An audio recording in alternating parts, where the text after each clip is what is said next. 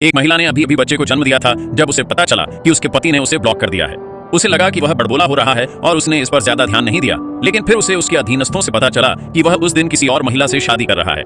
तभी उसे एहसास हुआ कि उसने अपनी हद पार कर दी है। 1 साल पहले जिस कंपनी की उन्होंने सह स्थापना की थी वह आखिरकार सार्वजनिक हो गई थी और महिला ने खुशी खुशी कुछ ज्यादा ही ड्रिंक्स ले ली और दूसरे आदमी को अपना पति समझ बैठी। उसने अपने पति के सामने घुटने टेक दिए, माफी मांगी और बच्चे न पैदा करने की कसम खाई। वह 6 महीने की व्यावसायिक यात्रा से लौटी ही थी कि उसने देखा कि उसकी पत्नी न सिर्फ प्रसव पूर्व जांच करवा रही है बल्कि एक अजनबी आदमी के साथ अंतरंग व्यवहार भी कर रही है। वह तुरंत उसके पास गया और पूछा, क्या तुमने नहीं बताया था कि तुमने गर्भपात करवा लिया है? बेपरवाह महिला ने घटना की जिम्मेदारी लेने की धमकी दी और अपना पहला वादा पूरी तरह से भूल गई। यह देखकर कि वह और उसकी पत्नी कितने स्नेही थे, उस आदमी को एहसास हुआ कि उनका रिश्ता अब खत्म हो चुका है। उसी रात उसने तलाक का समझौता तैयार कर लिया। अचानक उसकी पत्नी वेन यांजिंग तुरंत ही नाराज हो गई और तलाक का समझौता फाड़ दिया।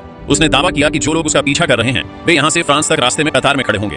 लेकिन वह आदमी न केवल बूढ़ा था बल्कि अपनी प्रजनन क्षमता भी खो चुका था और उसके अलावा कोई भी उसके साथ नहीं रहेगा। फिर एक अच्छा शब्द कहकर वह मुड़ी और चली गई। अभी अभी फ्रांस पहुंची थी।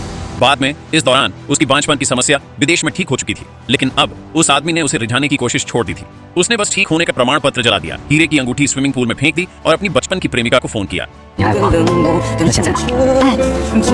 अगले दिन वह आदमी बिना अलविदा कहे अपना सामान समेटने और जाने की तैयारी करने ऑफिस गया, लेकिन उसका सहायक आया और उसने दावा किया कि एक क्लाइंट बहुत देर से उसका इंतजार कर रहा है। वह आदमी सब ठीक करना चाहता था और अपनी पत्नी की आखिरी बार मदद करना चाहता था, लेकिन जैसे ही उसने दरवाजा खोला उसने देखा कि उसकी पत्नी फूल लिए हुए माफी मांग रही है। उसने एक दिन पहले ही उसे थप्पड़ मारा था और अब वह उसे एक प्यारी सी डेट का प्रस्ताव दे रही थी। यह अपमान उस आदमी को बर्दाश्त नहीं हुआ।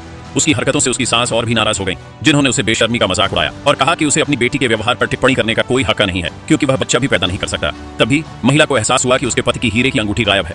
उसने झट से बताया कि उसने माफी मांगने के लिए कल ही एक नई अंगूठी मंगवाई थी, लेकिन पूरा बैग ढूंढने के बाद भी उसे वह नहीं मिली। आज सुबह शिंजी नानप्यास का बहाना बनाकर माँ और बेटी को छोड़कर चली गई। फिर वह उस आदमी के सामने घुटनों के बल गिर पड़ी और माफी मांगी। अचानक महिला ने यह देख लिया। बिना कुछ कहे उसने अपने पति को डांटा और कहा कि अगर उसे कोई परेशानी हो तो उसके पास आ जाए और शिंजी नान को तकलीफ न दे। उस आदमी को यह बात बेतुकी लगी, लेकिन जैसे ही वह मुड़कर जाने वाला था उसकी सास ने उसे धक्का देकर जमीन पर गिरा दिया। अपने पति को चाकू से घायल देखकर महिला जांच करने के लिए आगे बढ़ने ही वाली थी कि कार्डियोमायोपैथी वाले व्यक्ति ने दिल का दौरा पड़ने का नाटक किया। महिला उसे अस्पताल ले गई और उस व्यक्ति को अकेला और अस्त व्यस्त छोड़ दिया।